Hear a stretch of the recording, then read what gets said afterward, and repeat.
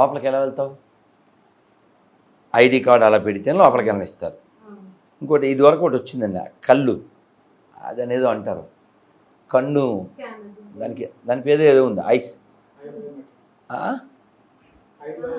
ఏదో బాగుంటుంది, something like that. కన్ను అలా కనబడితేనే అది లోపలికి రాణిస్తుంది.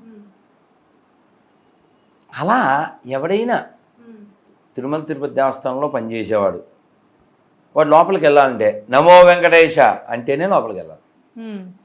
అలా కొన్ని సిస్టమ్స్. అలాగే అందులో ఉద్యోగం చేయాలి. మామూలుగా వాడికి ఏదో డిగ్రీ సర్టిఫికెట్ ఇంకోటి ఉండొచ్చు. అవన్నీ భౌతికం. ఏడుకొండల పేరు తెలియదు, అలా వెంకటేశ్వర స్వామి ఎవరో తెలియదు. ఇప్పుడు